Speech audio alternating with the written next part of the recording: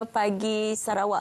Seterusnya, Ridwan, kita ingin berbicara mengenai bagaimana sebenarnya industri pelancongan meningkatkan pertumbuhan ekonomi Malaysia. Kalau kita boleh lihat dalam belanjawan baru-baru ini, 250 juta diperuntukkan bagi mempromosi sektor pelancongan menerusi belanjawan 2023 dan jumlah itu selaras dengan tahun melawat Malaysia pada 2025 yang menyasarkan ketibaan 23.5 juta pelancong antarabangsa dan unjuran pendapatan sehingga 76.8 bilion. Ya, itu sedikit mengenai bajet 2023 mengenai industri pelancongan. Jadi untuk kita mendapatkan apakah makna di sebalik angka ini mampu ataupun tidak untuk kita menarik 23.5 juta pelancong pada tahun 2025 ini. Hari ini kami sangat berbesar hati bersama dengan Encik Rohiza Muhammad Yusof, pengerusi Nexus Productivity Pelancongan TPM, bersama dengan kita dalam Selamat Pagi Malaysia. Baiklah tuan, 250 juta untuk tahun melawat Malaysia 2025 dan kita sasarkan 23.5 juta kedatangan pelancong. Kalau kita imbas kembali pada tahun 2014, 358 juta diperuntukkan. Pada ketika itu, tahun melawat Malaysia 2014, Malaysia mencatatkan 27.44 juta ketibaan pelancong. Dari aspek kalau kita lihat perbandingan, mampu atau tidak dengan jumlah bajet tersebut untuk kita menarik pelancong datang ke Malaysia 23.5 juta itu. Assalamualaikum warahmatullahi wabarakatuh. Salam Malaysia Madani, salam sayangi Malaysia. Dan saya mengambil kesempatan ini mengucapkan Hari Wanita Sedunia. Kamu semua hebat. Ya. Dan juga ucapan tahniahlah kepada Datuk Ras Ali Barazi atas award tadi. Ya. Jawapan seterusnya untuk ekonomi pelancongan kita, bajet 250 juta tu memanglah tak cukup. Amat rendah. Sebabnya sekiranya kita melihat perbandingan daripada sebelum-sebelum ini, yang lebih 300 juta dan sekarang kos makin meningkat. Jadi nisbah itu semakin sebenarnya kurang. Tapi apabila kita melihat daripada segi belanjawan negara pula, kita kena juga memahami bahawa kerajaan perlu memikirkan bantuan rakyat pertama, kemudian kita perlukan pertumbuhan. Jadi sekiranya kita bahagikan nisbah penggunaan belanjawan ni, di mana yang penting? Adakah kita fikirkan kepada bantuan rakyat ataupun pertumbuhan ekonomi ataupun kepada pembangunan, kemampanan sebelum kita menuju ke kejayaan. Jadi amat sukar untuk kita membina satu belanjawan yang seimbang kepada semua. Tetapi sekiranya kita melihat semula dan kita kaji semula belanjawan kepada pelancongan ini, indirectly banyak juga ya pembaikan infrastruktur, grant sepadanan untuk kebudayaan, bajet untuk kemampanan, ya, di mana tidak masuk di bawah directly di bawah pelancongan. Ya. Jadi kita harap bahawa 200 juta ni hanya untuk kick off untuk tahun ini. Kita masih ada lagi 2 tahun untuk tahun melawat Malaysia ni, dan kita harap juga ialah pada tahun hadapan ataupun akan datang bajet lebihlah sikit ya untuk buat promosi dan sebagainya. Ya. Memasuki bulan ketiga tahun 2023, tahun yang dikatakan cukup mencabar dari semua aspek, semua sudut. Bagaimana sebenarnya perkembangan semasa untuk industri pelancongan? Industri pelancongan kita walaupun kita lihat semakin rancak, tetapi masih belum mencapai tahap sebelum pandemik. Masih jauh. Ya, kita masih jauh. Tetapi apabila kita melihat dengan sedemikian, bukan hanya cabaran daripada segi membuka sempadan, ya, malah cabaran dia daripada pekerja tempatan, ya, harga barangan, ya, dan pelbagai lagi faktor yang menjadi cabaran kepada industri pelancongan. Tapi ingin saya bawa kepada perbincangan kita pada hari, kerana industri pelancongan ini boleh membantu sektor ekonomi negara yang amat luas, ya, sebab ekonomi pelancongan ini saya selalu gunakan contoh adalah berkaitan daripada makcik jual nasi lemak sehinggalah ke syarikat penerbangan. Betapa besarnya industri pelancongan ini kepada ekonomi negara. Dan selain daripada itu ialah kalau kita lihat juga, walaupun kita tidak ada kelulusan pelajaran ataupun single mother dekat rumah, jika nak jaga anak juga boleh terlibat dalam industri pelancongan. Jadi industri pelancongan ini boleh membantu negara kita menandangkan inflasi dan membantu juga rakyat-rakyat kita untuk keluar daripada B40, M40 dan sebagainya. Betul. Setuju? Jadi bagaimana kalau kita lihat secara keseluruhannya, itu antara klip yang dapat kami kongsikan tentang apa yang menarik di Malaysia dan sebagainya. Kalau kita lihat perkembangannya antara tahun 2020 kita berlakunya kesan pandemik, selepas itu kita buka sektor industri kita satu demi satu. Bagaimana kalau kita lihat industri-industri lain ini mampu menjadi pelengkap kepada industri pelancongan dan ia mampu untuk memberi kesan kepada ekonomi negara. Ya. Seperti saya katakan tadi bahawa ekonomi pelancongan ini melibatkan semua orang. Kita bekerja pun nak bercuti, betul? Betul. Kalau kita tak ada duit pun kita nak bercuti juga, betul? Bercuti duduk di rumah aja lah kalau boleh kan. Mana dia di sini ialah setiap detik perjalanan kita contribute kepada industri pelancongan.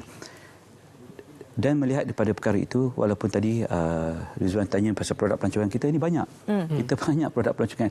Saya rasa kalau kita melihat semula, alam semula jadi kita pun cukup dah. Betul. Untuk menarik perhatian.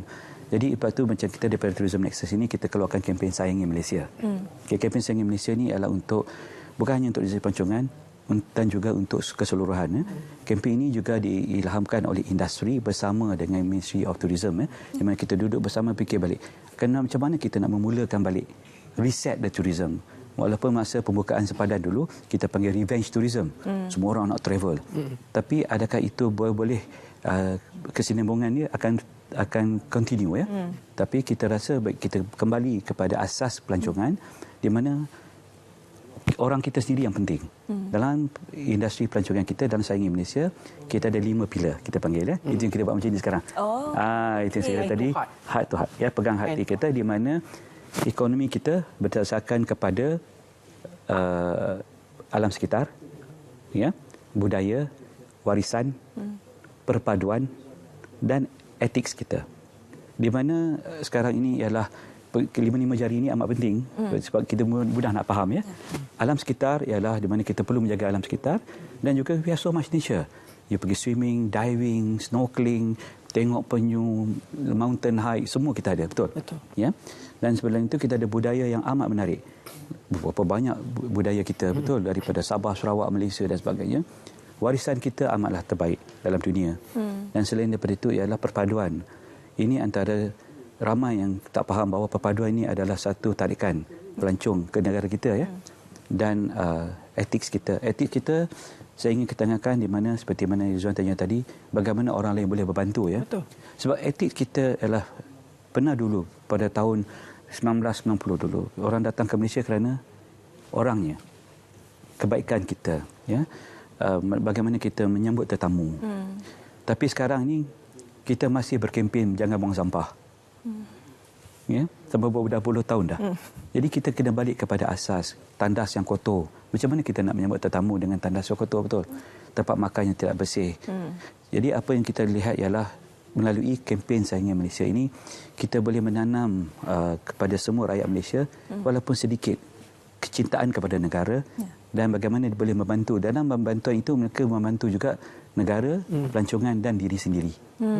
Itu yang saya katakan tadi bahawa kita kena go back to the mindset of the public about pelancongan ini. Selain daripada 5 pilar yang dikatakan oleh Tuan itu tadi, apa lagi di antara segmen dalam industri pelancongan ini yang boleh diterokai? Sebagai contoh, kalau pelancongan perubatan atau pelancongan kesihatan, pelancongan pendidikan juga sebenarnya boleh diterokai, khususnya oleh mereka yang baru saja nak mencubakan diri dalam industri ini.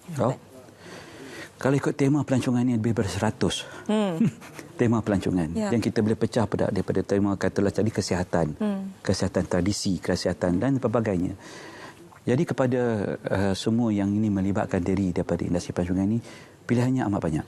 Ya, walaupun kalau pandai bercerita, storytelling.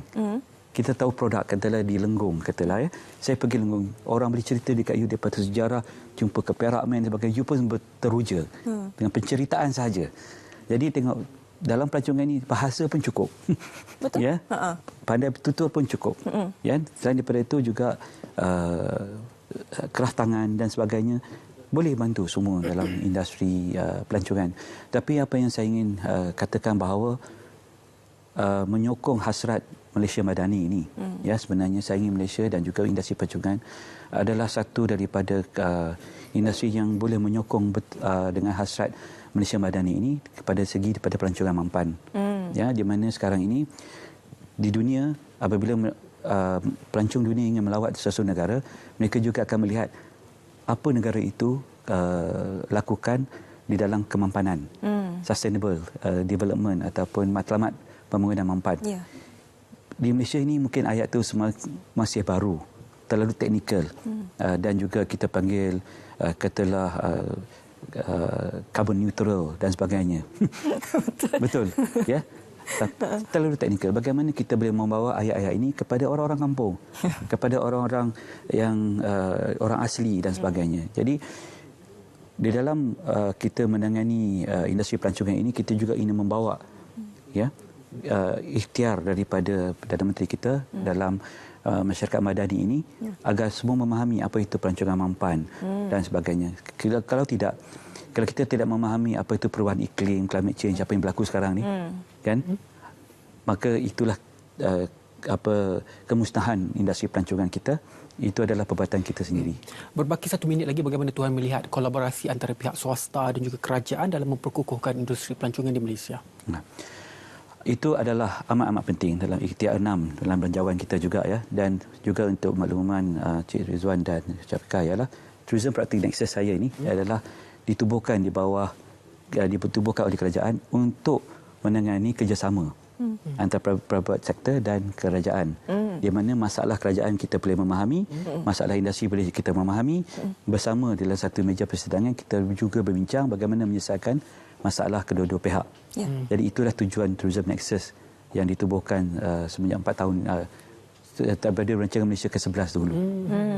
Mungkin boleh berikan sedikit harapan mengenai dalam perkembangan industri pelancongan ini, khususnya bagaimana Belanjawan 2023 ini boleh lagi bantu memperkasakan lagi industri ini. Yang saya nampak ialah di dalam belanjawan kita sekarang ini, kita perlu melihat kesusahan industri. Sebabnya contoh kos elektrisiti yang meningkat, pelesenan, harga permit, banyak yang meningkat-ningkat.